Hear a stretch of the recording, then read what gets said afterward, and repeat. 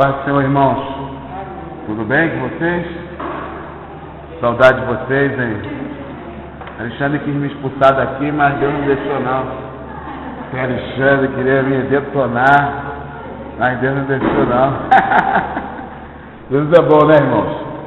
Vamos abrir comigo a palavra de Deus no livro de Atos, no capítulo 11, versículo 26. Atos, capítulo 11, versículo 26.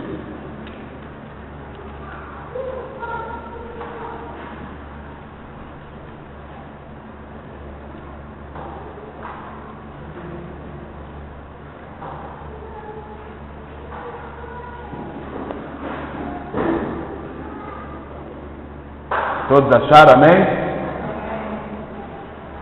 Está escrito assim: sucedeu que todo um ano se reuniram naquela igreja e ensinaram muita gente. E em Antioquia foram os discípulos pela primeira vez chamados de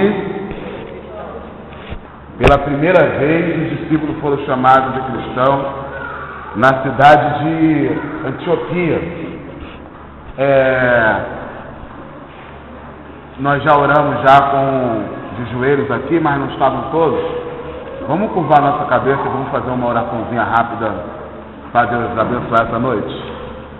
Pai, graças te damos, Senhor, pela oportunidade de nós estarmos aqui mais uma vez, meu Pai, para aprendermos a sua palavra com o único intuito, Senhor, de sermos edificados, para que nós, Senhor, não venhamos de forma alguma nos afastar do Seu caminho e possamos ser, meu Pai, cada vez mais usado por Ti.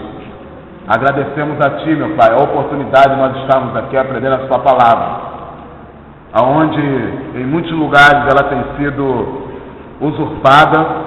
Aqui, Senhor, há uma congregação e um povo, meu Pai, que está disposto a aprender a Tua palavra. Por isso eu te peço, Senhor, que no nome de Jesus Cristo, o Senhor venha abençoar cada pessoa que está aqui essa noite e que eles venham entender tudo que vem a ser ministrado, meu Pai. Porque é Teu Espírito, Senhor, Teu Espírito que nos dá entendimento da Tua palavra. Então eu peço, Senhor, que o Senhor me use por amor ao Teu nome, por amor à Tua igreja, por amor à Tua palavra, por amor ao Teu povo que está aqui esta noite. É que eu te peço, meu Pai, no nome de Jesus Cristo. Amém. Glória a Deus.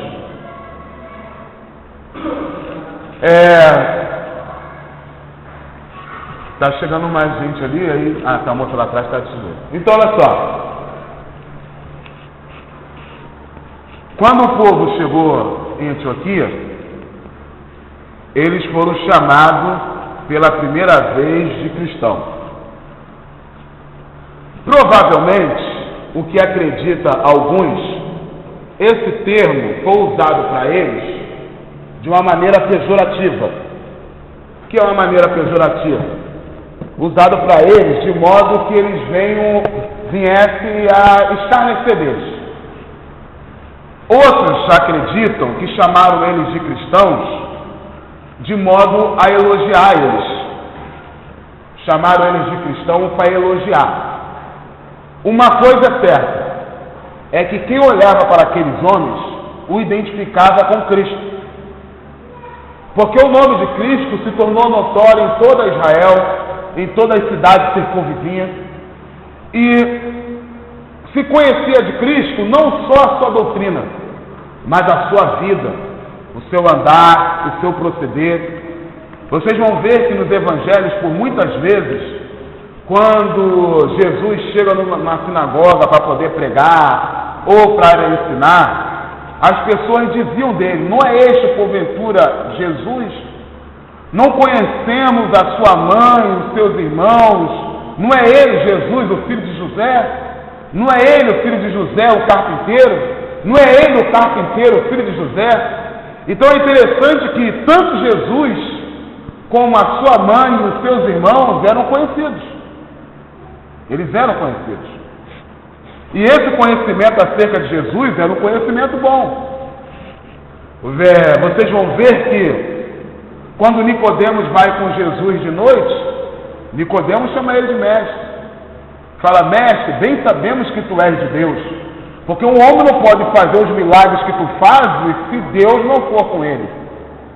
Quando Natanael foi apresentado para Jesus, ele não conhecia Jesus, e Filipe, quando chama Natanael, fala: vem ver se ele não é o Cristo.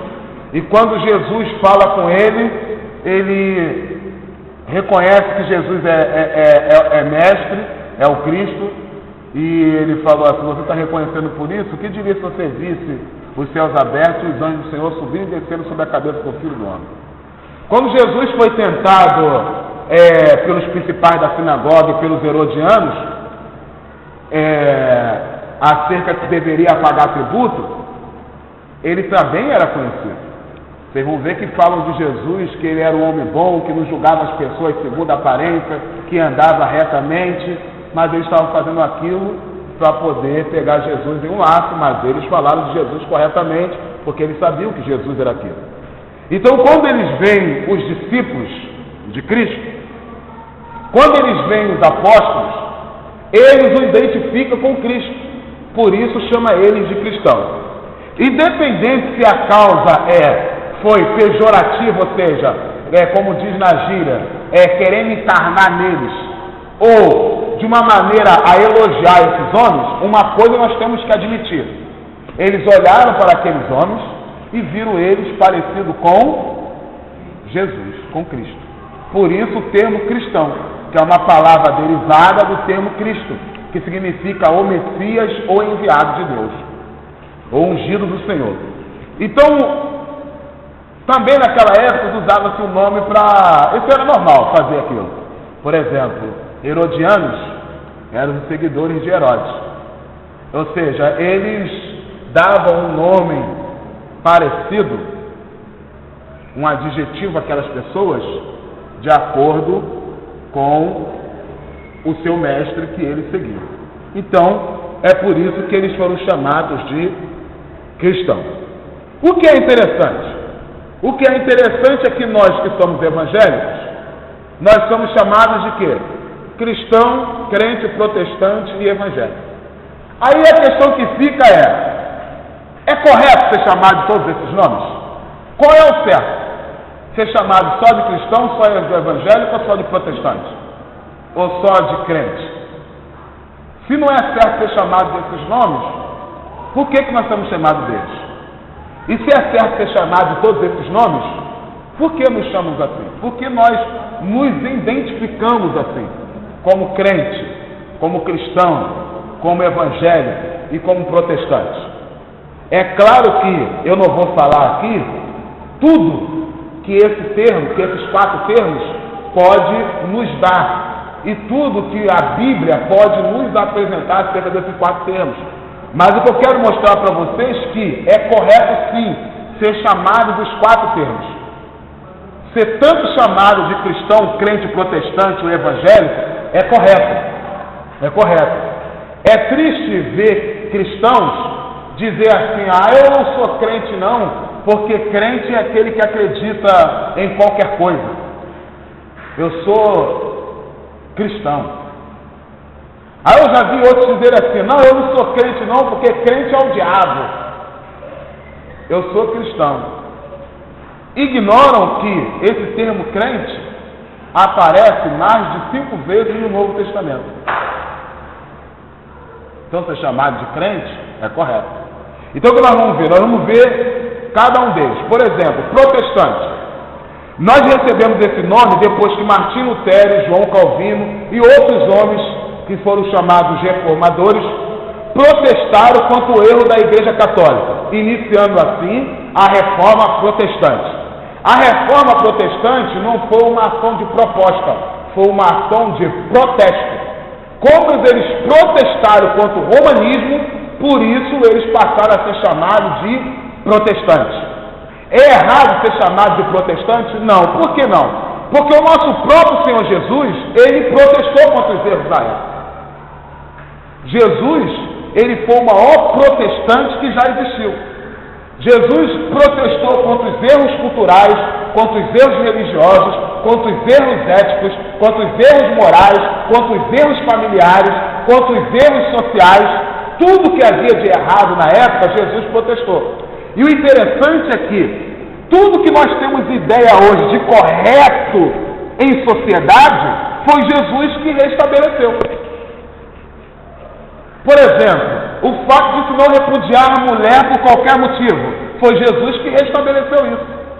Tratar a mulher como ela deve ser tratada, foi Jesus que restabeleceu isso, ao ponto de não só chamar as mulheres para estar com ele, como colocar elas em local de destaque, colocar as mulheres para ser mantenedora do seu ministério, e foi uma mulher que foi a primeira pessoa a evangelizar no Novo Testamento depois do nascimento de Cristo. Vocês sabiam disso, não? É interessante, mulheres, aqui tem tantas hoje, pensar nisso. Porque no Novo Testamento o Evangelho começa a ser anunciado pelos anjos. Eles que anunciam o Evangelho para os pastores de Belém, para Maria, para José, para Zacarias. Mas depois do anjo, quem anuncia primeiro o nascimento de Cristo é aquela viúva que ficava todo dia no templo. Que quando ela vê o Cristo, ela vai e começa a anunciar. Ela é a primeira, antes de João Batista. Ana, ela foi a primeira a anunciar. A Bíblia fala claramente que ela sai dali anunciando a todos que já havia nascido o Cristo, o Messias. Então Jesus é que faz isso. As crianças naquela época não participavam de nada. Você veja, por exemplo, hoje, quando a gente faz um aniversário, por exemplo, quem é que a gente serve primeiro? É quem? As crianças. Antigamente as crianças nem participavam de nada. Quem começou com isso foi Jesus. Jesus é que restabelece isso. Jesus é que protesta. Se vocês forem olhar, por exemplo, aí no livro de Mateus, no capítulo 6, abra aí comigo aí, por favor. Abre comigo a partir do capítulo 5. Ali o Sermão do Monte. Vocês vão ver que Jesus, em Mateus capítulo 5, ele vai estar ali, Mateus capítulo 5, capítulo 6 e capítulo 7. Jesus ele vai estar dando as leis do seu reino, tá? Outro dia, quando eu estive aqui falando sobre a pessoa de Jesus, eu falei sobre os quatro, porque os 4 evangelhos foram escritos, cada um deles. Falei isso para vocês, não?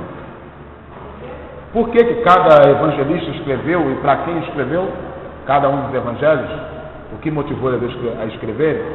Por exemplo, o evangelho de Mateus vai apresentar Jesus como rei. E todo rei tem a sua lei.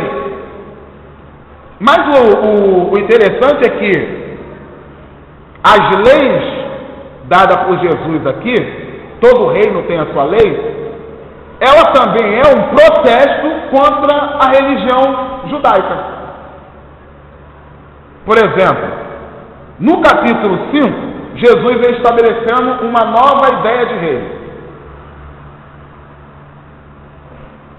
No começo do capítulo 5. No capítulo do versículo 13, talvez essa nova ideia de estabelecimento de reino deve ter deixado aquelas pessoas lá espantadas. Ora, o que é isso? Que nova doutrina é essa? Que ideia é essa? Você vai ver que essa ideia de nova doutrina na cabeça das pessoas é clara porque Jesus vai falar sobre isso. Olha, mas que ideia é essa? Olha, os felizes é o que chora? Não, isso não é lógico. Não é isso? Herdará a terra quem deixar para lá? O manso herda a terra? Mas quem não herda a terra não é os valentes, os conquistadores? Então Jesus vem dando uma nova dimensão para as pessoas. Aí, como isso causa espanto, Jesus fala assim, olha, é para que vocês sejam o sal da terra e a luz do mundo. Quer ser sal da terra e a luz do mundo? Tem que correr as beatitudes. Ele vai falar, olha, eu não vim trazer uma nova lei. Eu não vim, não cuides que eu vim trazer uma nova lei. Já estou no versículo 17. Eu não vim trazer uma nova lei. Muito pelo contrário, eu vim para cumprir a lei. Porque a lei se cumpre nisso. A grande questão é que Jesus vai dizer para eles que a lei trata o efeito. A lei judaica. Olha, mata é réu de juízo. Jesus não. A lei de Cristo trata a causa. Porque se você tratar na causa, não tem um mau efeito.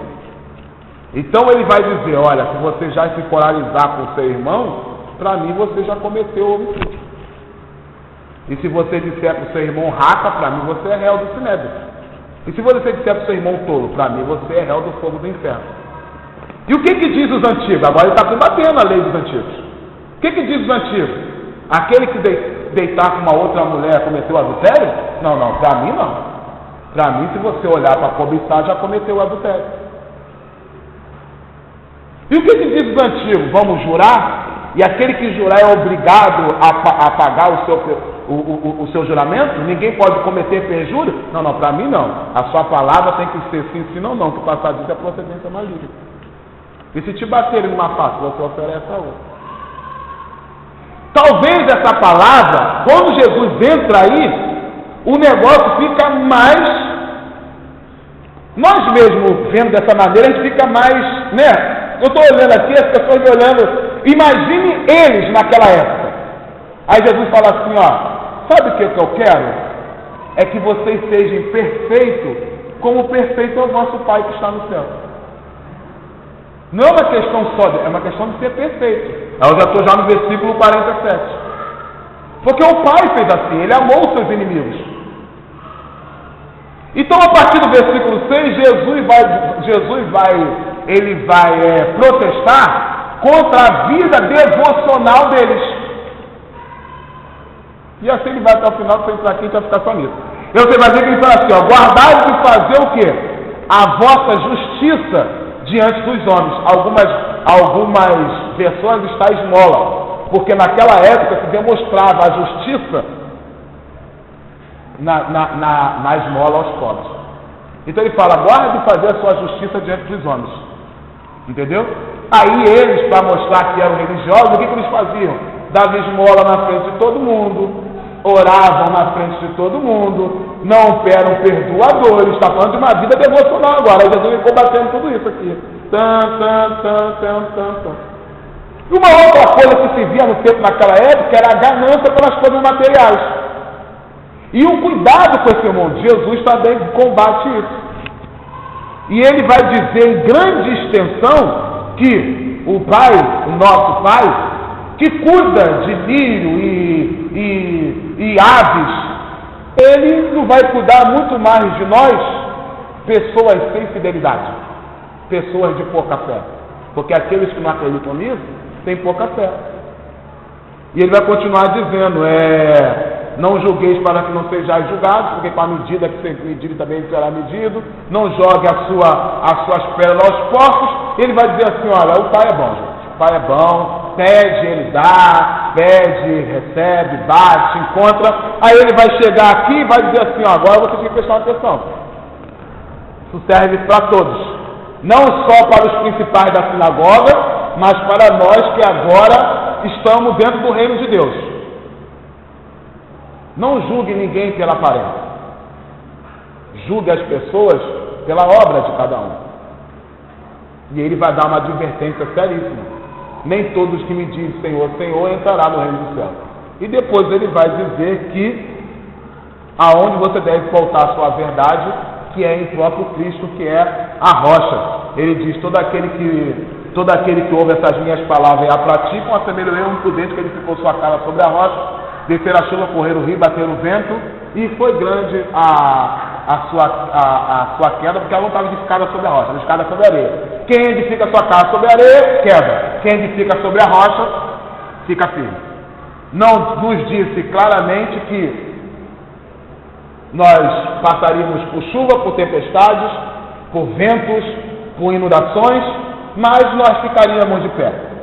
Se vocês forem olhar com cuidado, tudo que Jesus diz no Sermão do Monte se repete dissecado com mais detalhe nas cartas dos seus discípulos. Porque aqui é a base para a ética do reino. Então Jesus protestou contra tudo isso. Então, não é errado ser chamado de protestante. Por que não é? Porque no livro de Romanos, capítulo 12, versículo 1, está escrito o quê? Eu já li esse texto aqui outra vez que eu estive. Que nós devemos transformar esse mundo pela renovação do nosso entendimento. Não vos conformeis com esse mundo, antes, transformai-vos pela renovação do vosso entendimento. Efésios capítulo 5, versículo 11. Não vos comuniqueis com as obras infrutíferas das trevas, antes condenai. Agora, é claro que condenar não significa você ser um juiz do mundo, sair apontando o dedo para o erro de todo mundo, porque Jesus disse, aquele que julgar também será julgado, mas esse texto não está dizendo que nós não devemos julgar. Por quê? Eu falo isso. Porque raciocine comigo. Quando eu acho que eu já falei isso aqui também. Quando eu concordo ou discordo com alguma coisa, aceito ou não aceito alguma coisa, eu estou julgando. Por quê, irmão? Porque um juiz ele não só condena, ele também absolve. Então não é verdade? O juiz não diz só que a pessoa é condenável, ele também diz que a pessoa é inocente. Quer queira ou quer não, eu sendo imparcial ou não, eu me metendo ou não, eu vou estar julgando. Em todo tempo nós estamos julgando. Mas o que Jesus está dizendo é que nós devemos primeiro olhar a trave do nosso olho, para depois julgar o agorheiro do olho do irmão, que o objetivo dessa ação nossa, por isso que está ali depois, não joga suas pérolas ao porco. O que tem a ver um texto com o outro? Ele está falando de juiz, depois não joga suas pérolas aos porcos. É que ele está dizendo que o objetivo da nossa ação não é condenar o mundo, mas salvar. Porque esse é o sentimento de Jesus. Eu não vim condenar o mundo, mas salvar. Mas enquanto Jesus esteve aqui, ele esteve julgando. Então qual é a sua ação quando você vai exortar o irmão? Quando você vai exortar o ímpio? Quando você vai exortar um fraco na fé, um desviado? O seu objetivo não é mostrar que você está santo e nem ele está em pecado. O teu objetivo não é levar a condenação para ele, mas para que ele seja condenado. O seu objetivo é exortar, que esse é o significado de exortar. É você chamar ele à responsabilidade para que ele possa voltar para Cristo. E aquele que não tem Cristo, você abrir os olhos dele para que ele possa ver a luz do Evangelho. Mas aí, se eles não querem, se eles já estão profanando no seu Senhor, não joga as suas pérolas aos porcos. Ou seja, não joga o Evangelho, que é a pérola, a palavra aos porcos. Porque tem muitas pessoas que estão querendo o Evangelho e muitas vezes está perdendo tempo jogando as suas pérolas para quem não recebe. É isso que ele está dizendo. Mas contudo, ele protestou. Nós somos chamados de crente. Nós somos chamados de crente porque cremos sem duvidar que Jesus é o Cristo. Na sua morte, ressurreição, ascensão, redenção, e pode colocar aí, acrescenta aí, e volta. Esse é o crente. Foi por isso que, quando Jesus apareceu para Tomé, ele disse para Tomé, toca aqui na minha mão, toca aqui do meu lado. Aí quando ele tocou, Tomé se ajoelhou e disse, Senhor meu e Deus meu. Aí Jesus disse para Tomé, porque tu viste e agora você creu? Não seja incrédulo, Tomé, mas seja crente. Bem-aventurados são aqueles que não viram e creram. Entendeu?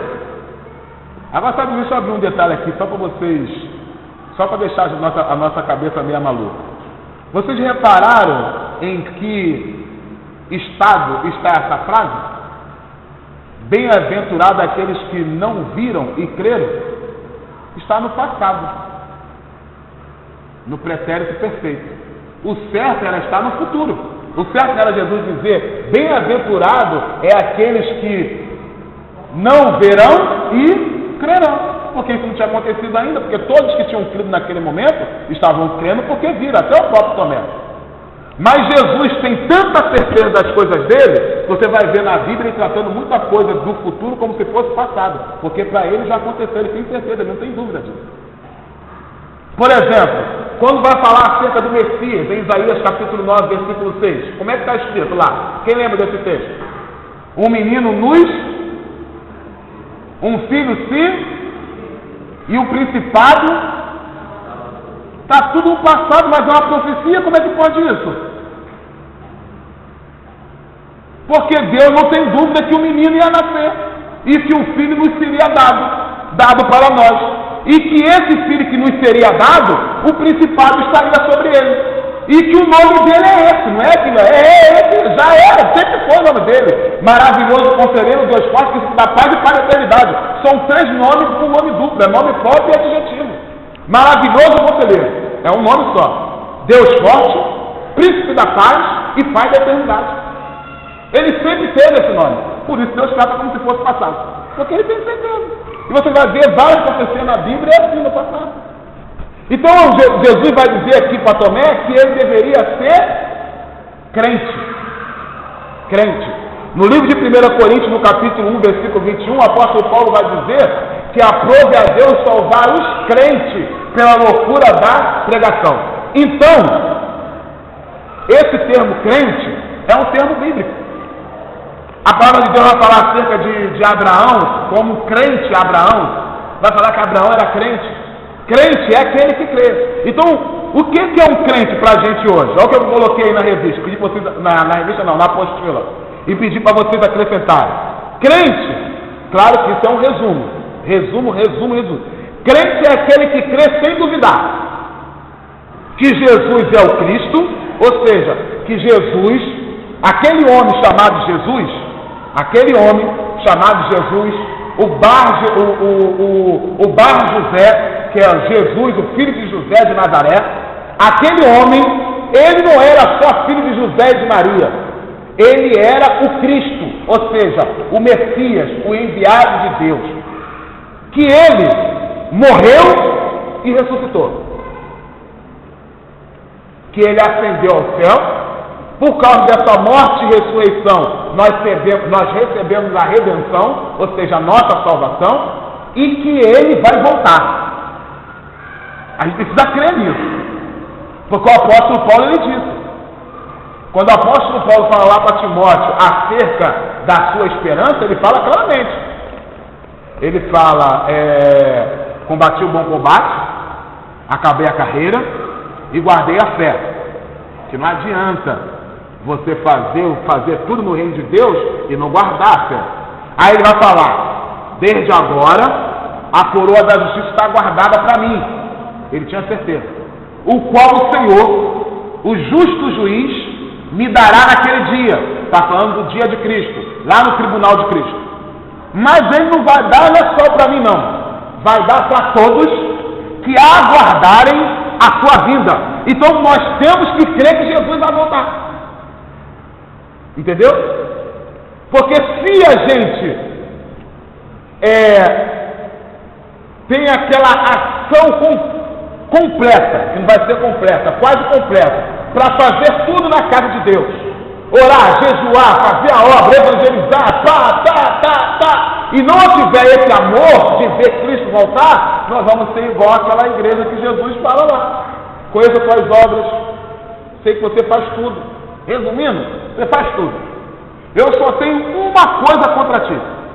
Vocês vão ver ali que não tem igreja igual àquela.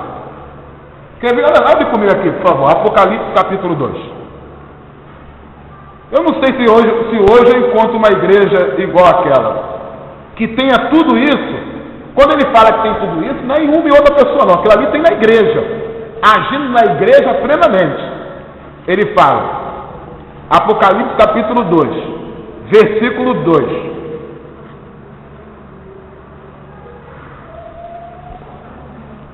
Olha, eu sei das tuas obras, então ele resume, porque as obras que ele faz são tantas no reino que ele resume. Então eu sei das tuas obras e o teu trabalho, a tua paciência, que não pode sofrer o mal, ou seja, está se desviando do pecado, do erro, de todo o mal, e puseste à prova aquele que diz apóstolo e não são.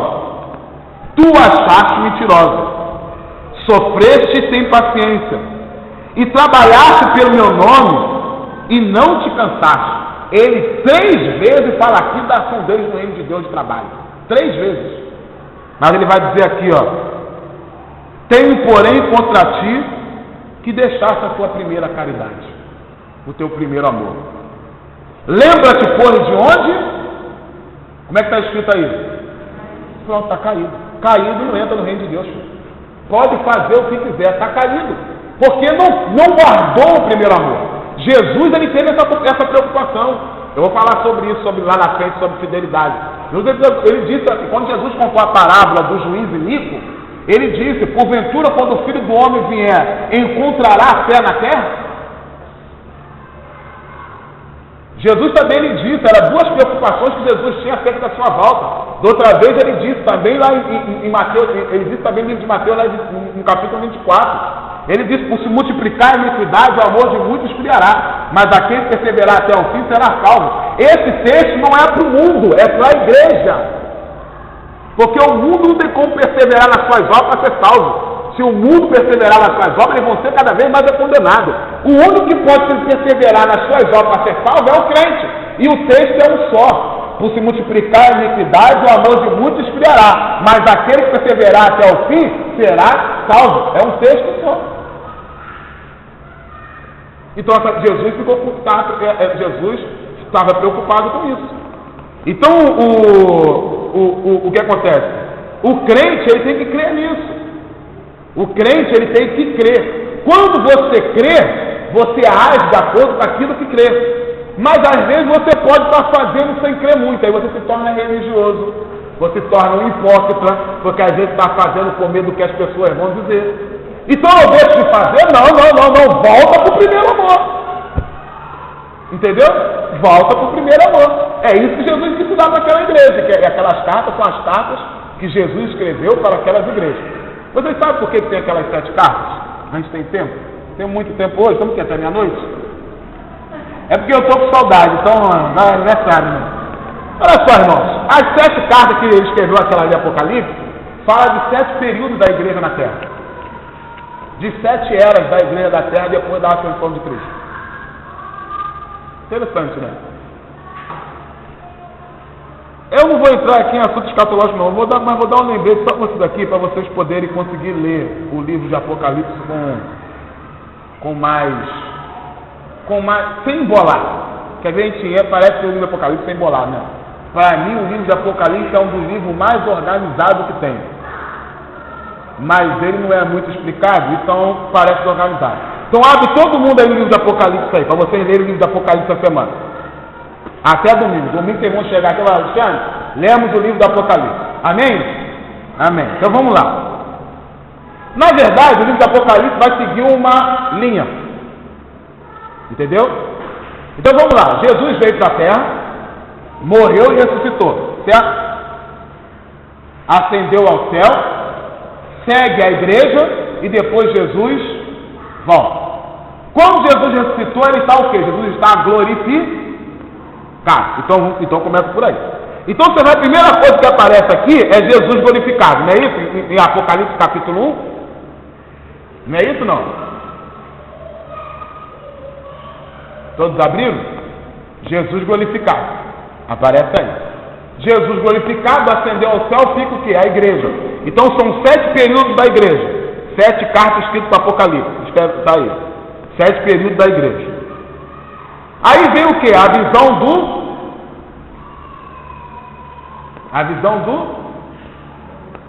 trono. Essa visão do trono, que é junto com o capítulo 5, às vezes é o seguinte, a Bíblia, os capítulos e versículos, muitas vezes não é dividido por assunto. O capítulo 4 e o capítulo 5 é um assunto só. Entendeu? É um assunto só. O capítulo 5 você vai conseguir entender sobre os livros selados por dentro e por fora, é os livros que ele vai quebrar o selo. Esse livro, o Senhor tomou quando ele ascendeu, quando ele foi recebido na glória. No capítulo 4, João tem a visão de quem? Gente, presta atenção. João tem a visão de quem? Do trono. João foi o quê? Foi levado em espírito. Então você coloca aí como se fosse o arrebatamento da igreja. Acontece antes da grande tribulação, ou não? O arrebatamento da igreja acontece antes da grande tribulação, ou não? Tá. Só que lá na visão do trono, quando Jesus foi levado em espírito, João foi levado em espírito, aí ele vai ter a visão do que aconteceu lá. O que nós temos que entender é que João, ele vai contar a história da grande tribulação e da volta de Cristo. Mas no período que ele está contando essa história, ele dá um parênteses, ou um parentéses. Sabe o que é? É aquele negócio assim, já viu quando a gente fala que a gente está contando uma história, a gente lembra de outra, a gente fala até aquela gíria feia, peraí que eu vou mudar de foco, cacete. Já viu? Ninguém fala esse termo mais não, né? Graças a Deus, né? Mas lembra que ele falava isso? Peraí que eu vou falar sobre uma outra coisa. Aí você muda, para que a pessoa possa entender melhor aquilo. Você está contando uma história, você lembra de outra. Ah, isso aqui. Aí você conta outra, depois você volta com a história que você estava. Então é essa divisão que é difícil de fazer, a partir da grande tribulação. Então você está com a caneta, você vai marcar na tua vida, sem problema nenhum. Então olha só, no capítulo 7, na frente do capítulo 7, você abre assim, duas aspas, assim, ó, na frente do capítulo 7. Abre assim, duas aspas. Abre duas aspas. No capítulo 7, versículo 18, você fecha lá no final da frase as duas aspas. As aspas só fez duas setinhas em cima assim. Fechou? Quando João vem contando sobre a abertura dos selos, ele para contar sobre os israelitas que são salvos. Os israelitas fiéis salvos do período iminente. Ele faz um parênteses. Aí você vai continuar aqui, capítulo 8, capítulo 9. Lá no capítulo 10, na frente do capítulo 10, você abre também outro parênteses. Abre ali, abre.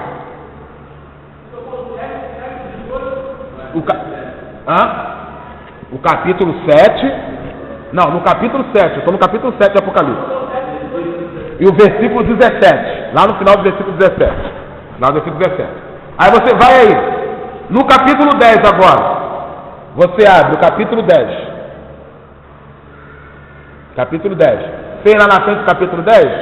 Deixa eu ver como é que vocês estão fazendo aí. Quem fez um aí para eu ver? Deixa eu ver. Na frente do capítulo 10. Cadê? Isso mesmo. Aí você vai lá no final do capítulo 11. Você faz a mesma coisa no final lá do capítulo 11. Versículo 13. Capítulo 11, versículo 13. Lá no final do versículo 13. Capítulo 11, versículo 13. No final do versículo 13. No final do versículo 13. Deixa o 14 de fora. Aí você passa. Faz a mesma coisa no começo do versículo 14. Capítulo 14. No começo do capítulo 14. Abre aí. Faz isso até... Deixa eu ver aqui até onde eu coloquei isso. Até o capítulo 15.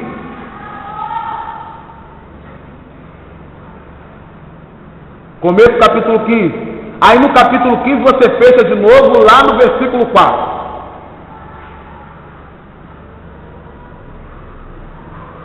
Abre de novo esse parênteses, essa aspa, no capítulo 16, versículo 13.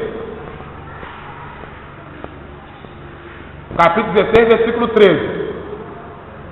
E faz isso de novo no final do versículo 16. Abre de novo no capítulo 17. No capítulo 17. Estão acompanhando? Estão conseguindo acompanhar? E faz isso de novo no versículo 18 do capítulo 17. Abre de novo no capítulo 19. E fecha no final do versículo 10 do capítulo 19. Tá. Agora presta atenção aqui. Quem tem aquele marcador verde fluorescente, roda fluorescente, você risca, marca até do começo de cada aspa até o final. Se você quiser ler o livro de Apocalipse e saber só das pragas, você lê tudo que não está nas aspas. Se você quiser saber dos outros eventos que vai acontecer no livro do Apocalipse, você lê entre as aspas. Porque João vem contando as pragas, os 6 selos. Quando ele acaba de contar o 6º selo, ele não vai contar o 6º selo, ele para e fala, nesse momento houve isso, houve aquilo outro. Aí ele vai contar já sobre as trombetas. Entendeu? A grande questão é que a gente acha embolado, porque a gente não consegue. De uma outra vez que eu vou falar com vocês, eu vou emendar para vocês, porque tem uma parte dos judeus que aparece no começo, outra parte que aparece no final, e explicar para vocês cada um desses. Por exemplo, se você for abrir aqui no capítulo 19 do Apocalipse,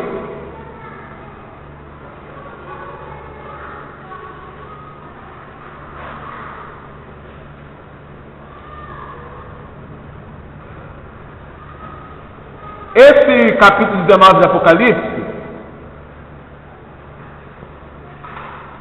a queda da Babilônia e a alegria e o triunfo nos céus. Fala da volta de Cristo em glória a partir do versículo 11.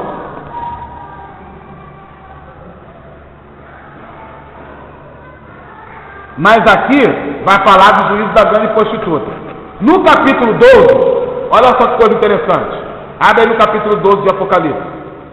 Só para vocês terem uma ideia. A mulher e o dragão. O capítulo 12, do versículo 1 até o versículo 6, é um resumo do Evangelho. De toda a história do Evangelho. A mulher Israel, as 12 estrelas são as 12 tribos. Ela veio vestida de sol ou de lua, tu fala os dois. Ela veio contando Tatá, que levantou o dragão para poder pegar o menino. Foi aquela morte que tentaram fazer de Jesus. É um resumo do Evangelho. Então João abre esses parênteses. Quando não se explica isso, a pessoa não consegue ler. Quando você quiser ler assim, eu quero saber só sobre as pragas que vão acontecer. Você lê o que está fora dos parênteses. Você pode ler tudo entendendo que o que está entre os parênteses é João, como se ele estivesse saindo do assunto que ele está falando para falar uma coisa mais profunda. Entendeu? Como eu fiz agora aqui com vocês. Eu estava falando sobre o quê? Sobre ser crente. Eu abri um parênteses para falar sobre a língua do Apocalipse. É isso que João faz quando escreve o Apocalipse. Por isso que muita gente não consegue entender. A mesma coisa, já que a gente está aqui e vamos acabar de ajudar mais, a mesma coisa em Mateus 24. Por que as pessoas não conseguem entender Mateus 24? Abre aí. Que é também um outro texto extremamente escatológico. Por que as pessoas não conseguem entender Mateus 24? Essas pragas todas que Jesus fala aqui. Porque eles não conseguem entender que Jesus, no capítulo 24 e 25 de Mateus, ele vai estar respondendo 3 perguntas que os discípulos fizeram. Se você conseguir identificar essas 3 perguntas, você vai conseguir entender o que Jesus está falando. Então vamos ver as 3 perguntas. Abre aí em 24, no versículo 3. E estando assentados no Monte das Oliveiras, chegaram a ele os seus discípulos, em particular, dizendo, porque Jesus vamos entender porque que eles fazem a pergunta. Jesus dá aquela exortação para os escribas e fariseus no capítulo 23, e Jesus vai dizer que tudo ia ser destruído. Eles apontam para Jesus o templo, porque quem olhasse aquela construção do templo, quem poderia imaginar que um templo suntuoso daquele poderia ser destruído? Jesus diz, meu filho, eu estou dizendo para vocês, não vai ficar pedra sobre pedra aqui em Israel que não seja derrubada. Aí vão fazer 3 perguntas. Jesus fala isso, está subindo no monte. Essa palavra deixou a cabeça do discípulo, Aí eles vão fazer 3 perguntas para Jesus. Aqui, presta atenção. E estando assentados no Monte das Oliveiras, chegaram a ele os seus discípulos, em particular, dizendo, depois disso tudo, dize-nos, quando será essas coisas? Bota aí um tracinho aí para separar. Essa é a primeira pergunta. Quando será essas coisas? Uma pergunta. Que sinal haverá da sua vinda? Bota outro tracinho aí. É uma outra pergunta. E do fim do mundo? É uma outra pergunta. São 3 perguntas em uma só. Senhor, dize-nos, quando acontecerão essas coisas? Senhor, dize-nos, que sinal haverá da sua vinda? Senhor, dize-nos, quando será o fim do mundo? Ele vai explicar as 3 perguntas. Por isso que aqui, rapidamente, você vai ver que na primeira vez ele fala aqui sobre um falso Cristo. Ele está falando desse falso Cristo com pessoas que aparecerão dizendo que é Jesus Cristo. Mas aí depois ele vai dizer sobre um outro falso Cristo aqui no versículo 23, que esse falso Cristo vai fazer grandes sinais. Esse ele já está falando do anticristo. Entendeu? Vê se ele não está respondendo as suas perguntas. Aí olha só, vê que Jesus vai fazer a mesma coisa que João fez. No versículo 29, olha aí, estão todos abertos aí no capítulo 24. Jesus está falando sobre o quê? Sobre a vinda dele em glória, certo? Quando Jesus está falando da vinda dele em glória, do versículo 29 ao 34, ele para. Então bota aí um parênteses aí, bota aí no começo aí do versículo 36, abre aí um parênteses aí. E esse parênteses vai ficar até o final do versículo 30 do capítulo 25. Aí vocês botam outro parênteses aí. Ele para o assunto para falar sobre uma exortação sobre a vigilância. Aí depois ele volta sobre o assunto, no versículo 31. Se você emendar o versículo 31 do capítulo 25 com o versículo 35 do capítulo 29, vocês vão ver que é um assunto da continuação do outro. Jesus ele vem em glória, fica no trono de glória, separa as ovelhas do cabrito e instaura depois o milênio. É isso que ele faz. Por que a pessoa não consegue entender o capítulo 24 e 25 de Mateus? Porque não tem essa explicação. Agora qualquer um que lê vai entender. Quando ele for entender aqui, ele vai entender que essas parábolas todas aqui, elas têm todas um assunto só: nos exortar para que a gente fique vigilante para a volta de Cristo. Então não adianta a gente fazer tudo e não estar ali como aquela, tem ali, tem 10 virgens, não é isso? 10 virgens, 5 loucas e 5 eram prudentes. Entendeu? Vocês vão ver que as 5 tinham o quê? Azeite na botija. A gente coloca as 5 loucas, dizendo que as 5 loucas eram desviadas, era o crente carnal. Não tem nada disso. Aí porque ele coloca dizendo assim, não, elas são o crente carnal porque elas dormiram. O crente não pode dormir. A Bíblia fala que as 10 dormiram. Esse dormir fala de um período que as pessoas não vão estar esperando pela volta de Cristo. Por incrível que pareça, vai ter um momento que a igreja vai achar que Jesus ele até vem, mas vai demorar um pouco para vir. Na igreja primitiva não era assim. Eles celebravam. Por que lá tinha culto todo dia? Eles celebravam todo dia. Eles tinham uma consagração diária. Porque eles achavam que Jesus ia vir a qualquer momento. E isso era uma certeza tão grande, e era uma coisa assim tão louca, essa ideia que eles tinham, que foi necessário o apóstolo Paulo escrever a segunda carta aos Tessalonicenses, para dizer que ninguém podia enganar, que eles não deveriam se deixar ser enganados, nem por espírito, nem por anjo, nem por ele mesmo, como se a volta de Cristo fosse logo, porque isso não aconteceria se antes viesse a apostasia, se revelasse o inimigo, o filho da perdição, que se opõe contra tudo que se adora, e contra tudo que é de Deus, e contra tudo que se adora, o qual o Senhor, quando vier, vai desfazer ele com o esplendor da sua vida, com o sopro da sua boca, com o esplendor da sua glória. Então, era uma ideia que eles tinham. Hoje o crente não tem toda essa ideia, não. O crente ele sabe que Jesus vai voltar, mas ele não acha que é tão perto. Ele não acha que é tão perto. Ele acha que vai demorar um pouco. Vocês vejam que ele usa até versículo bíblico. Ele fala assim, porque Jesus disse, ó, primeiro o evangelho vai ser pregado em todo o mundo, depois virá o fim. Aí o cara fala, tá vendo, irmão? Primeiro tem que o evangelho ser pregado em todo mundo para Jesus voltar. Ele erra em duas coisas. Primeiro, porque o evangelho já foi pregado em todo mundo. Ele erra por isso. Não há local do mundo que não há conhecimento de Jesus Cristo. Muito pelo contrário, as gerações que estão nascendo hoje é que estão deixando de conhecer Jesus. Porque foram fazer uma pesquisa nos Estados Unidos, chegaram no McDonald's lá para um monte de crianças lá, na faixa etária entre 5 e 12 anos, perguntaram a elas quem era Jesus e elas não conheciam. Não sabiam quem era. Nos Estados Unidos, hein? Nos Estados Unidos. Uma coisa ele ignora isso, que o evangelho foi pregado a todo mundo. E a outra coisa que ele ignora, pode ser até que eu esteja errado, é que Jesus falou assim, ó, primeiro o evangelho vai ser pregado em todo mundo, depois virá o... Primeiro que o arrebatamento da igreja não é o fim do mundo. O arrebatamento da igreja é o princípio de uma grande história que ainda vai acontecer no mundo. Depois do arrebatamento da igreja, se for contar assim pela contagem, vai ter ainda no mínimo, mais 1007 anos. Só de contar. Não é o fim do mundo. Então ignora isso. Então essa ignorância nossa faz a gente perder aquela expectativa de encontrar com Cristo. Perder essa expectativa de encontrar com Cristo, a gente deixa de ser de ser pessoas fiéis a Deus. Porque o apóstolo João, quando ele vai escrever a sua primeira carta no capítulo 3, ele vai dizer assim, ó, irmãos, sabemos que somos filhos de Deus, e ainda não é revelado o que havemos de ser. Sabemos que quando ele se revelar, nós seremos semelhantes a ele, e assim como ele é, o veremos. E o texto continua. E todos que têm essa esperança purificam a si mesmo como ele é puro. Para o quê? Porque como você tem essa esperança, o que você tem? Você se prepara.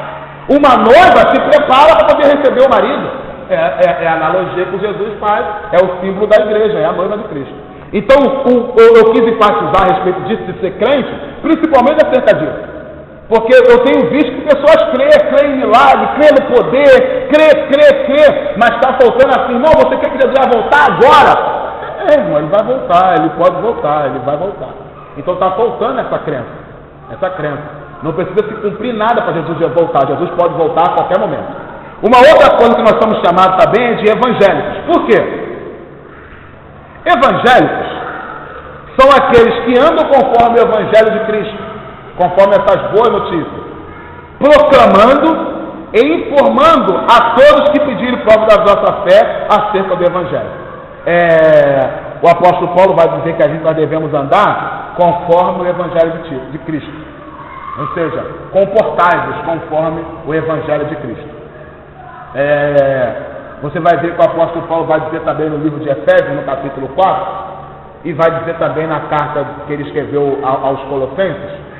Uma outra coisa, uma coisa que ajuda muito para pregador. Quando você for separar uma mensagem, e você for separar versículos bíblicos, veja se esse versículo bíblico faz parte de alguma das cartas semelhantes. Você consegue enxertar mais sua mensagem. Dificilmente você vai ver um assunto que tem no livro de Efésios que não tem no livro de Colossenses. Um assunto que não tem na carta que Paulo escreveu aos Romanos, que não tem na carta aos Gálatas. Entendeu? São chamados de cartas semelhantes. Então,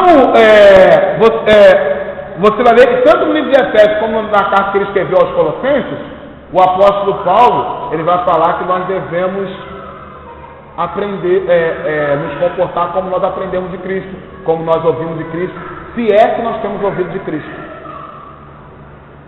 Entendeu? Em Efésios capítulo 4, se vocês querem ler abram comigo aí. Efésios capítulo 4. Para quem está anotando versículos a mais que eu coloquei aí.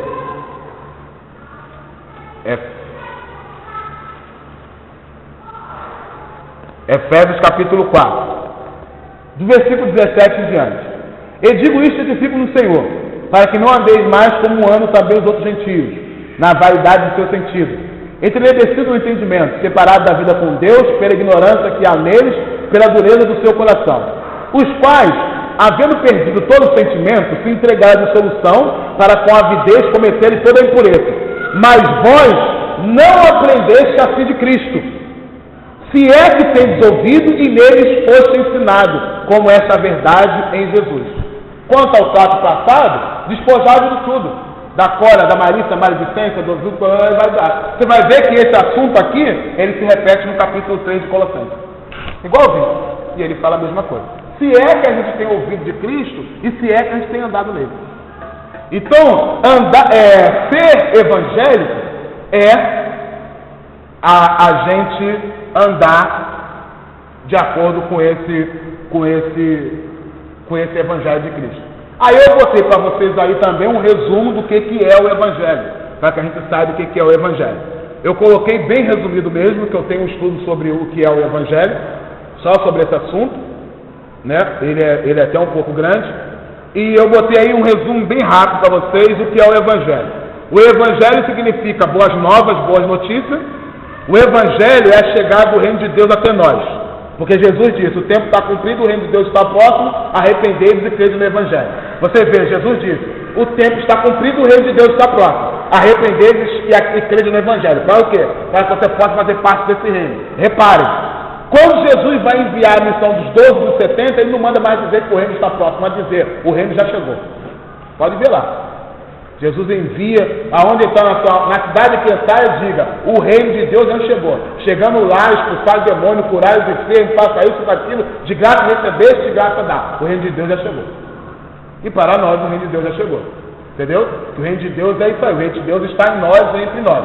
Jesus disse, o meu reino vai ser como é o reino do mundo. O reino aqui, o reino ali. O reino de Deus está em vós e entre vós. Isso é o reino de Deus. Entendeu? O Evangelho também coloquei aí, que é a promessa feita por Deus através dos seus santos, no Antigo Testamento, de que Ele salvaria a humanidade através do seu Filho. Abre aí Romanos capítulo 1, versículo 1 ao 4.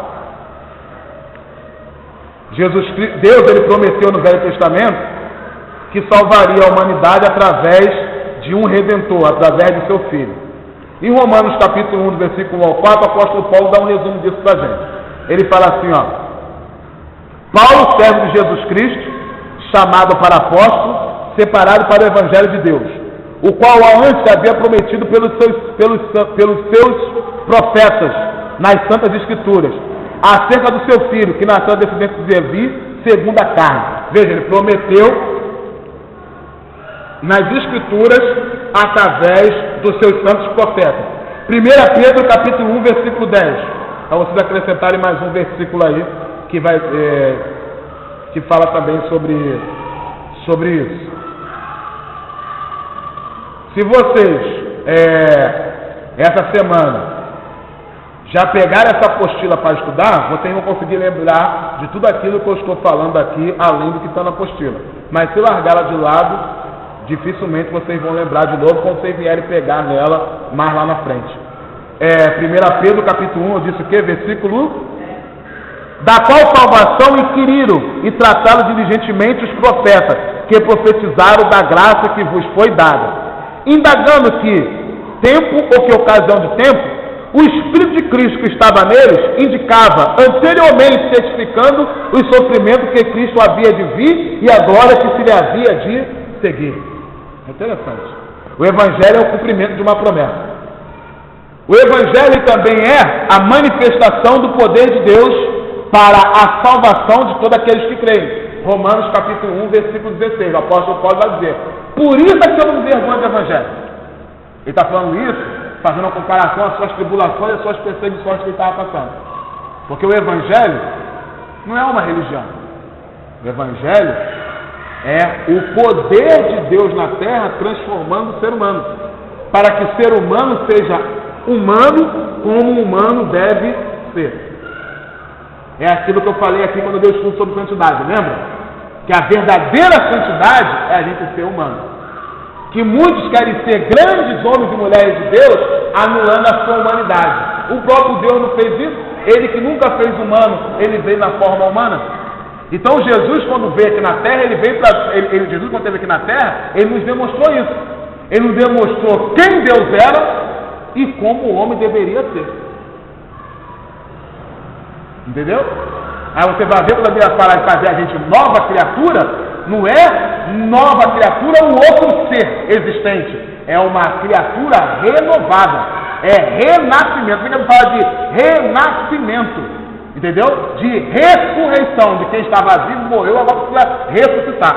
Vocês vão conseguir entender isso claramente no livro de Tiago, no capítulo 1. No livro de Tiago, no capítulo 1, você vai ver que Tiago, ele vai falar para a gente, no capítulo 1, no versículo 18, que Deus, segundo a sua vontade, Ele nos gerou de novo, pela palavra da verdade, para que nós fôssemos como o quê? Está escrito aí. Como primícia da sua criação. Presta atenção. Primícia da sua criação. Quem foi a primícia da criação de Deus? Primícia aí não é primeiro, é princípio. E o princípio da criação de Deus foi Adão e Eva, que foram feitos perfeitos, à imagem e semelhança de Deus. Aí eu volto lá naquele texto que Jesus está lá no Sermão do Monte. Ele quer que a gente seja perfeito, como perfeito nosso Pai que está no céu. Porque Deus, como está escrito no livro de Eclesiastes, no capítulo 7, Ele criou o homem perfeito, mas o homem procurou muitos males. Deus não quer criar um outro ser. Nós já somos a coroa da criação de Deus. Ele quer resgatar essa coroa para ser de novo o que era. Ele quer se relacionar com o homem como o homem deve ser. Ele tem prazer de descer na alvorada do dia para se relacionar com o homem, não com seres extraterrestres. Entendeu o mistério? Isso é ser santo. O homem santo de Deus, ele é homem.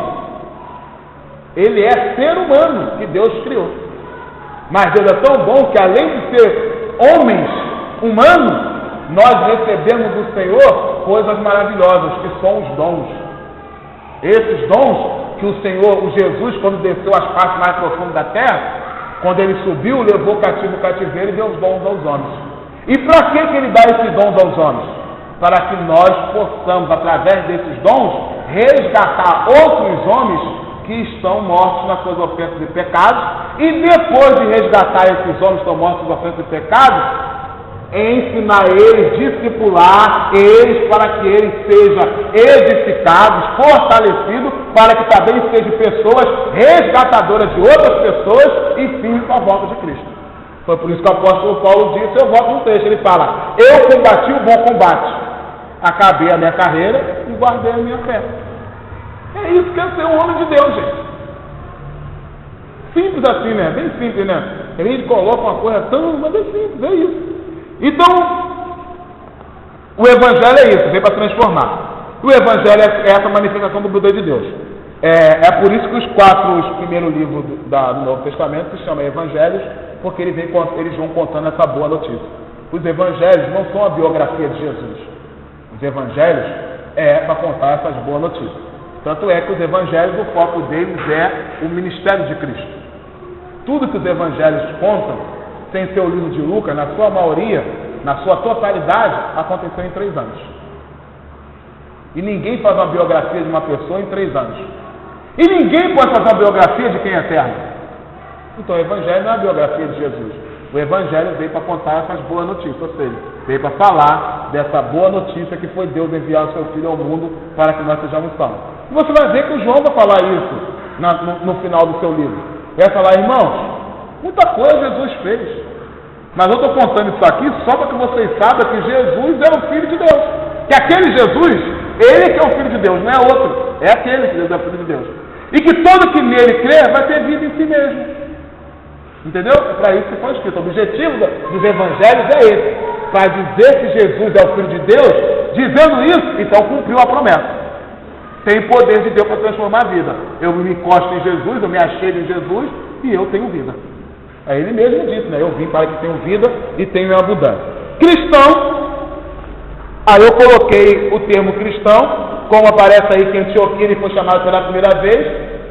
Logo, aí eu coloquei, se cremos em Cristo sem vacilar, nós sabemos o que é crer em Cristo, sem vacilar.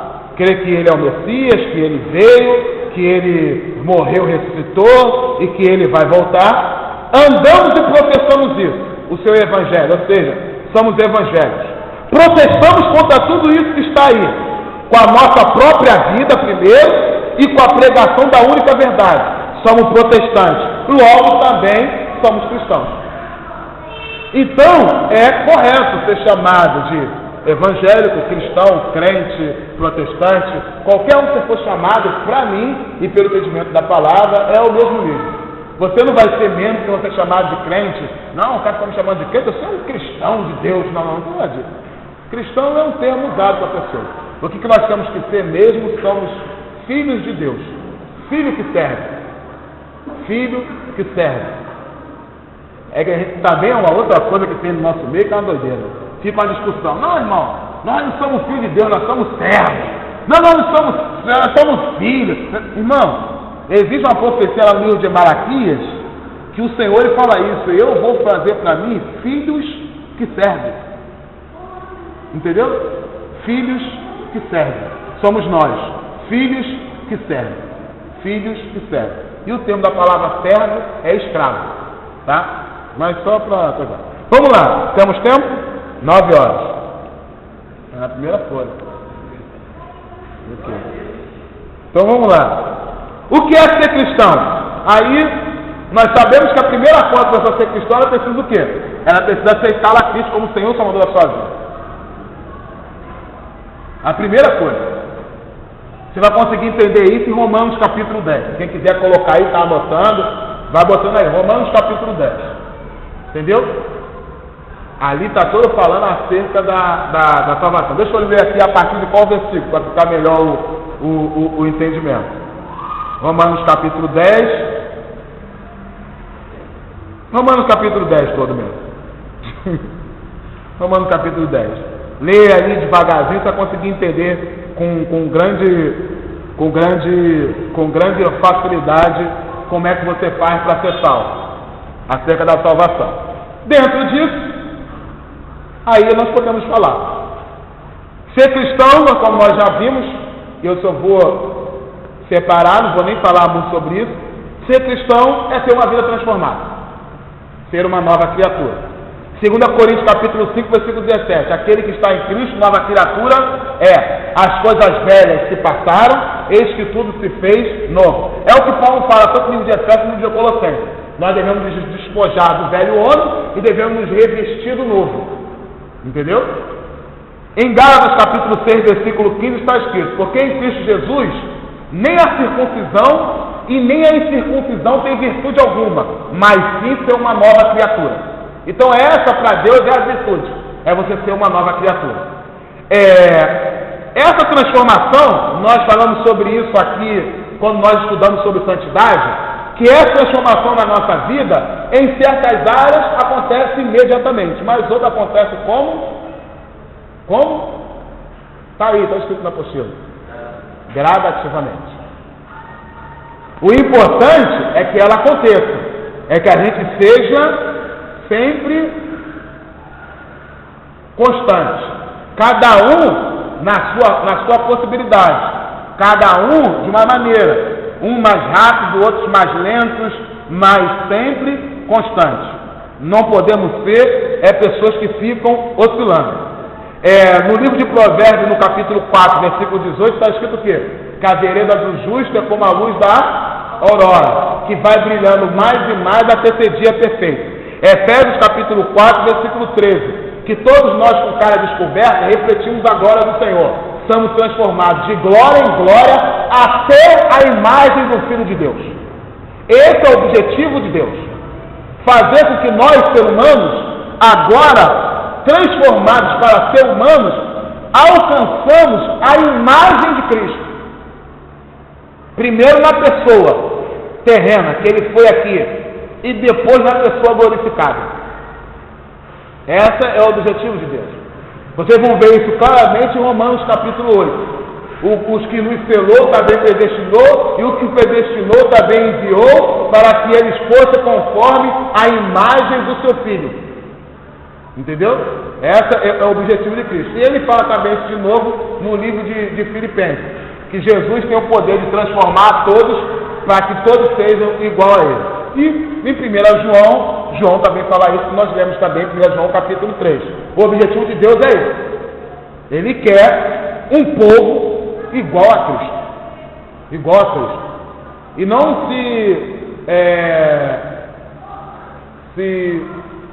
se achem isso absurdo. Que é um povo igual a Cristo, transformado como Cristo é hoje. Glorificado. Um dia nós vamos chegar lá. Nós vamos ser glorificados. Amém? Não? Nós vamos ser glorificados. Amém? Em nome de Jesus.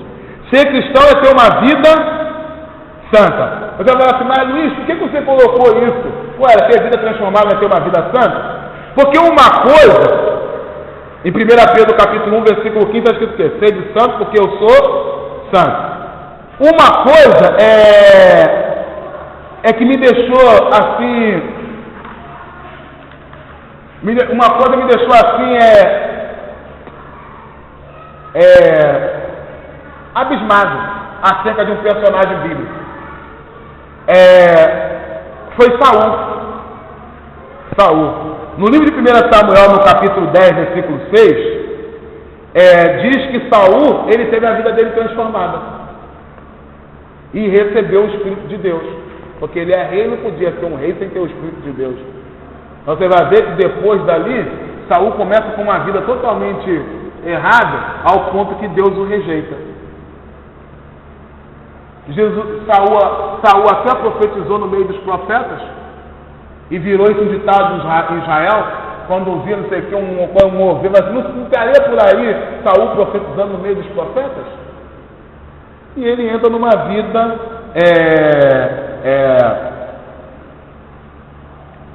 errada diante de Deus.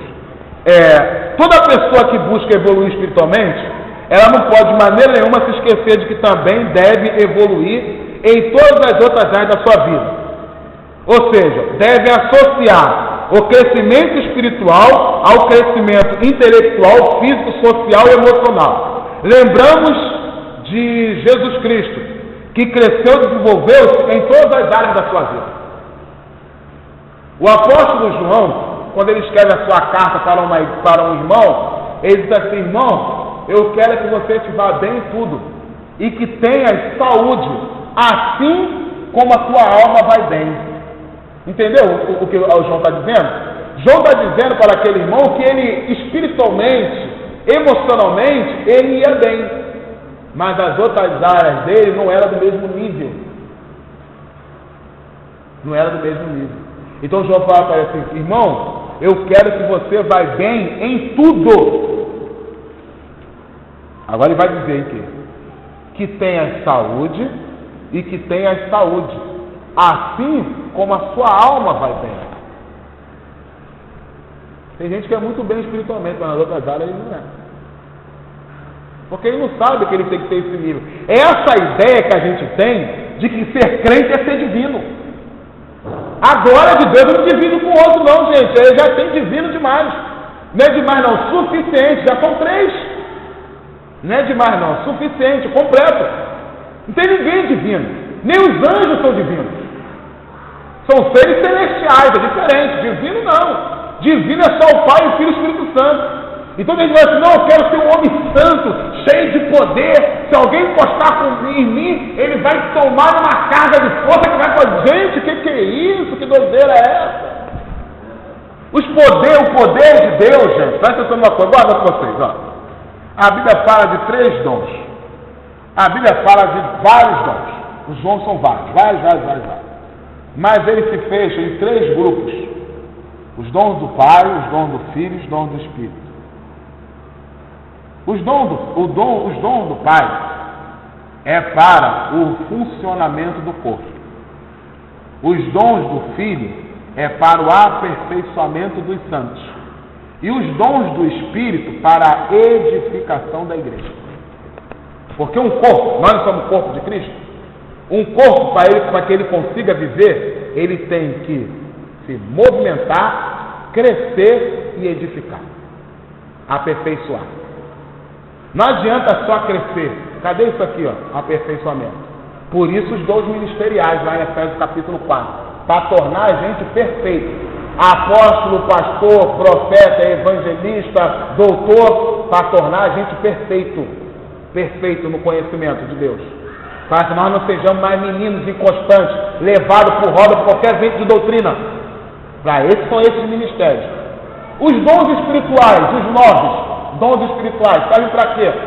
Para a edificação da igreja, para distinguir a igreja de qualquer outra religião. Não, aqui tem poder de Deus, aqui tem cura, aqui tem fé, aqui tem palavra de profecia, dom de língua, interpretação de língua. Isso edifica a igreja, faz a igreja crescer. Você pode ver que os milagres foram o maior chamariz para a evangelização.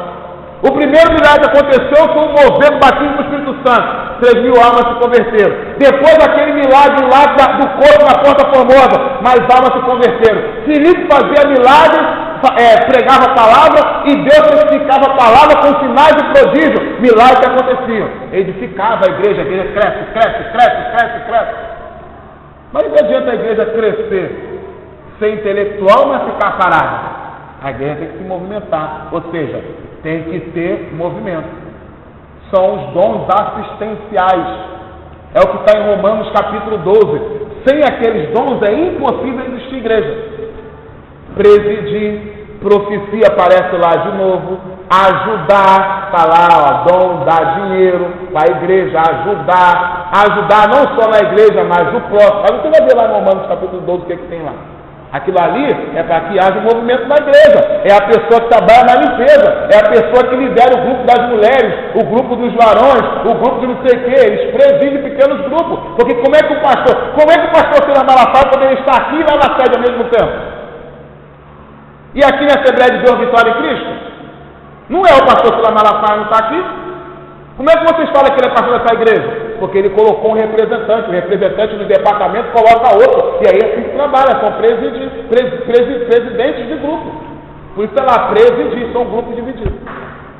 As pessoas às vezes não entendem isso. O próprio corpo de Cristo cresce assim. Então nós devemos crescer em todas as áreas da nossa vida. Para isso, os dons que o Senhor dá. O próprio Jesus cresceu assim. Lucas capítulo 2 vai dizer que Jesus ele crescia em sabedoria, estatura e graça diante de Deus e diante dos homens. Aí eu botei aí separadinho para vocês poderem entender na apostila. Ó. Ele crescia em sabedoria, desenvolvimento intelectual. Ele crescia em estatura, desenvolvimento físico. Ele crescia em graça diante de Deus, desenvolvimento espiritual. E ele crescia em graça diante do homem, desenvolvimento social e emocional. Entendeu? É simples, não é não? É simples mesmo, não é complicado não. Quando explica pra gente que é boa luz, é isso mesmo, é luz. Jesus cresceu em todas as áreas da nossa vida, da coisa. Então, nós também devemos buscar crescer. Por isso que eu destaquei isso. Ser cristão tem uma vida transformada e ser cristão também tem uma vida de santidade. Por quê? Parece a mesma coisa? Pode ser, mas no caso de Saul não foi, e isso me atentou. Saul teve a vida transformada, mas logo depois começou numa vida que o fim de Saul foi o quê? Foi a rejeição de Deus. Ser cristão é ter uma vida de testemunho. Então isso tudo vai gerando. A sua vida transformada gera uma vida de santidade. Uma vida de santidade é uma vida de testemunho. Lembra que eu falei sobre isso aqui, sobre santidade? Eu falei sobre isso aqui. Então, ser cristão é ter uma vida de testemunho. Então, eu separei alguns versículos aí para vocês lerem. Em casa, vocês lerem 1 Pedro capítulo 2, versículo 12. E 1 Pedro capítulo 3, versículo 16. O apóstolo Pedro, ele fala na mesma carta duas vezes sobre o mesmo assunto. Que nós, diante dessa geração corrupta e perversa, nós devemos dar bom testemunho, para que eles glorifiquem o Pai que está no céu. Entendeu? 2 Coríntios capítulo 8, versículo 1, o apóstolo Paulo também fala sobre isso. Portai-vos de modo que não dê escândalo, nem aos judeus, nem aos gregos, e nem à igreja de Deus. Agora olha só, nós devemos ter uma vida correta e honesta e irrepreensível, não só dentro da igreja, mas principalmente do lado de fora dela. O crente que só se comporta como crente na igreja é semelhante ao doente querendo dar admissão no hospital. Essa comparação que eu fiz assim só para... Muitos irmãos têm tido um mau comportamento no trabalho, na escola, no bairro, etc. Sem qualquer reverência na casa de Deus, e o resultado disso é um mau testemunho. Foi o que o apóstolo Pedro vai dizer, o apóstolo Paulo vai dizer para os romanos, na sua carta aos romanos, quando ele faz uma relação acerca dos judeus. Que a carta de Paulo aos romanos foi escrita aos judeus que estavam em Roma, aos judeus convertidos em Roma, às pessoas convertidas em Roma. O apóstolo Paulo não fundou a igreja de Roma. Não se sabe quando a igreja de Roma foi fundada. Os crentes se converteram lá. Provavelmente foi um daqueles que se converteram lá no Pentecostes. Quando o apóstolo Paulo vai em Roma, a igreja de Roma já existia. Nós associamos toda a carta que Paulo escreveu para as igrejas, foi ele que fundou a igreja lá, não foi. A primeira igreja que escreveu de Roma, não foi o apóstolo Paulo que escreveu. Por isso que na carta que ele escreveu a Roma, ele falou: eu desejo muito aí ver vocês, para também vos comunicar alguns dons espirituais. Ou seja, para nós pararmos, eles tratavam os dons espirituais como se fosse uma troca. Então a gente aí trocar uns dons espirituais, quem sabe a gente... Era assim que ele queria ir lá. Que nem a carta que Paulo escreveu aos Colossenses. Não foi ele que fundou a carta na cidade de Colosso. Quem fundou a carta na cidade de Colosso foi Epáfras. Entendeu? Mas ele também cuidou daquela igreja, espiritualmente. Lá ele vai dizer para os judeus em Romanos capítulo 2, versículo 24. Romanos capítulo 1, do versículo 18 por diante. o apóstolo Paulo vai falar do pecado dos gentios. Romanos capítulo 2, o apóstolo Paulo vai dizer que o pecado dos judeus é o mesmo dos gentios. No final do capítulo 2, o apóstolo Paulo vai dizer, só que vocês ainda são pior. Porque vocês conhecem a graça de Deus, conhecem a benignidade de Deus, e ainda querem ensinar sobre o reino, ainda querem ser mestres para as criancinhas. Por causa de vós, o nome do Senhor é blasfemado entre os gentios. Romanos capítulo 3, o apóstolo Paulo dá um resumo dizendo que todos pecaram. Metade do capítulo 3 vai dizendo a graça de Deus veio para salvar todos. Que o tema do livro de Romanos é a justificação. Essa linha de testemunho é interessante por causa disso. Olha só. Olha uma coisa que eu coloquei aí para vocês. Também nós ficamos muito preocupados sobre tudo que está acontecendo, nós devemos nos preocupar sim. Mas olha o que eu coloquei assim, ó. Os escândalos, eles são pré-anúncio da volta de Cristo. Então, é impossível que não venham os escândalos. Mas, ai daqueles por quem vier os escândalos. A entonação dada por Jesus nesse texto foi a mesma que ele deu para Judas Iscariotes quando ele o traiu. Jesus fala assim, ó. O filho do homem vai para o que já está proposto. Mas ai daquele por quem o filho do homem é traído. É o mesmo ai, esse termo é palavra de juízo, que ele dá para os escribas e fariseus em Mateus 23. Ai de vós, escribas e fariseus hipócritas. É o mesmo ai que ele dá para a cidade de Pertinente, Mateus capítulo 11, versículo 20 e 24. Ai de ti, Corazim, ai de ti, Betsaida, porque se Tiro e Sidom tivessem feito os milagres que foram feitos aqui, há muito ele teria se arrependido de pano de saco e de cinza. E tu, Cafarnaum, que se edifica até o céu, arrebatará e será até o inferno. Porque se em Sodoma tivesse sido feito sinais que foram feitos aqui, ela teria subsistido até hoje. Entendeu? É o mesmo ai, é o ai do juízo. Então acontece, os escândalos vão acontecer, não tem jeito. É um sinal da volta de Cristo para a igreja. O que nós temos que fazer? É que nós não sejamos os escandalizadores. Entendeu o negócio? Porque eu não posso ser um escandalizador. Mas o escândalo vai acontecer. Entendeu? Tribulações o crente vai passar. O que eu não posso ser? É um atribulador, ou seja, um agente do diabo para ficar atribulando nossos irmãos, para ficar atribulando as pessoas. Entendeu o negócio? Então, o mundo vai vir, por exemplo, a apostasia vai acontecer. É o sinal da volta de Cristo em relação à igreja. Porque o sinal da volta de Cristo também você pode dividir em 3 grandes grupos, para quem gosta de anotar. Anota aí. 3 grandes grupos para o sinal da volta de Cristo. O sinal da volta de Cristo referente a Israel, o sinal da volta de Cristo referente ao mundo, e o sinal da volta de Cristo referente à igreja. Entendeu? E o que nós devemos ficar mais atentos também é o sinal da volta de Cristo referente à igreja. Tem gente que pensa que é o mundo. Sabe por quê que não? Porque os sinais da volta de Cristo referente ao mundo, eles vão ter uma ação cabal mesmo na volta de Cristo em glória. Vocês já repararam que os sinais da volta de Cristo em relação ao mundo, Jesus fala sobre esses sinais com coisas que é natural acontecer na natureza? Terremoto sempre existiu. Nós não devemos atentar para isso? Devemos. Porque ele fala que nos finais seria uma dor de parto. E como é a dor de parto? Quem é mãe aqui sabe, não sabe? Primeiro é uma dor, demora um tempão. Não é isso? Depois uma outra dor, demora um tempão. Aí depois o tempo vai diminuindo, não é isso? Até que as contrações ficam constantes. Dizem os especialistas que nos últimos 50 anos teve mais terremotos do que toda a história da Terra. Especialistas científicos, que eles acreditam que a Terra é bilhões e bilhões de anos. Ou seja, são as dores de parto. Agora, até na grande tribulação fala de muitos terremotos, porque é sinal que a volta de Cristo passou a vinda em glória.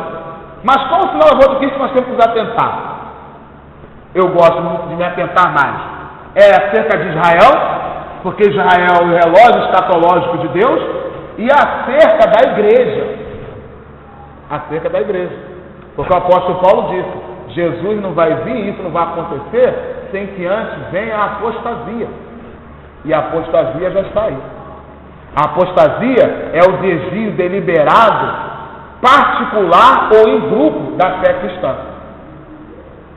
Quando uma pessoa começa a agir de maneira ao contrário ao evangelho, mas continua dizendo que é evangélico, ele está tendo uma apostasia particular. Quando ele leva um grupo, ele está tendo uma apostasia, entendeu? Então a apostasia ela pode ser tanto particular, individual, como de um grupo. E tem gente que só associa a apostasia a sendo em grupo. Porque não estou falando de pessoa que cai, de pessoa que está fraca na fé, não estou falando de pessoas que leu a Bíblia e teve entendimento errado. Todo apóstolo, no final, ele vai querer levar um grupo após si. Então, a apostasia é tanto particular como em grupo, porque o resultado dessa apostasia dele é ele arrastar um grupo. Tá? E as mulheres, elas devem ficar atentas acerca disso. Por que elas devem ficar atentas acerca disso? Porque a palavra de Deus diz que as mulheres elas são mais fáceis de ser enganadas nisso. Entendeu? Elas são mais fáceis de ser enganadas nisso. Não, é um mistério, a gente não sabe porquê. A gente pode falar que a mulher é fraca, porque quem vê as mulheres na obra de Deus sabe que as mulheres não são fracas, mas as mulheres elas são mais propícias.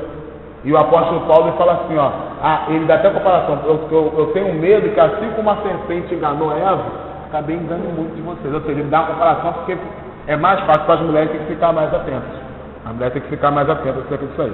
Então, ser cristão é ter essa vida de testemunho. Eu vou parar aqui, completando essa parte aqui do testemunho. Olha só, acerca dos escândalos que Jesus nos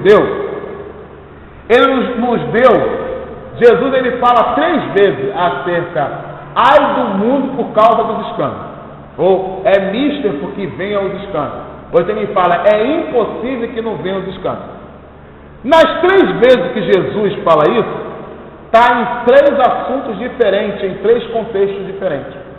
Então eu coloquei aí para vocês o contexto que cada um aparece.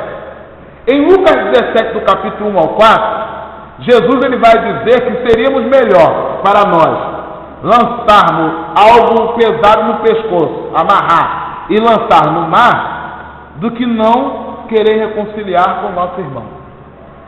Veja aí em Lucas 17, você vai ver se no contexto ele está falando sobre isso. Lucas 17, do capítulo 1 ao 7.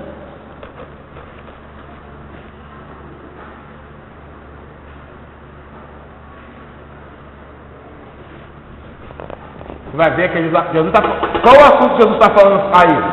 Sobre o quê? Sobre o escândalo e o perdão e o poder da fé e dos servos inúteis. Né?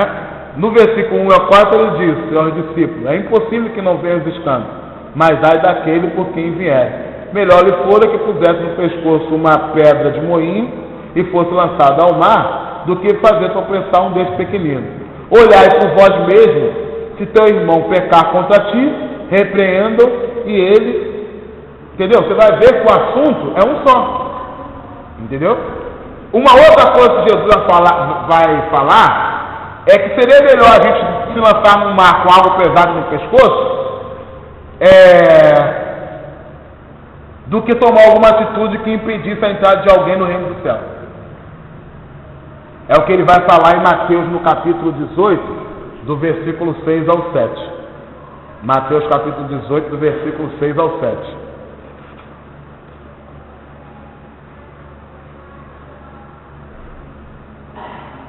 Há uma dissensão entre eles querendo saber quem é o maior no reino do céu. E Jesus vai falar acerca de que aquele que recebeu o reino do céu não recebeu o reino do céu como uma criança, tem que receber o reino do céu como uma criança, a mim me recebe. E qualquer que escandalizar um desses pequeninos que crê em mim, tá vendo? Melhor lhe fora, ou seja, qualquer um que fizer algo que impeça a entrada da pessoa no reino do céu.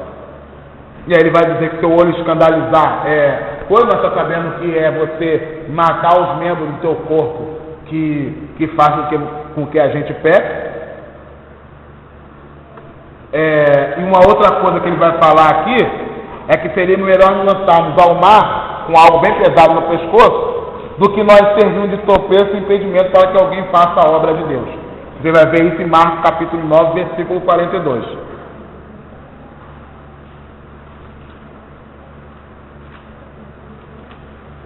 É que às vezes a gente pensa que é a mesma coisa, mas Jesus ele diz a mesma coisa em contextos diferentes às vezes, para poder nos exortar. Marcos capítulo 9, versículo 42. E qualquer que escandalizar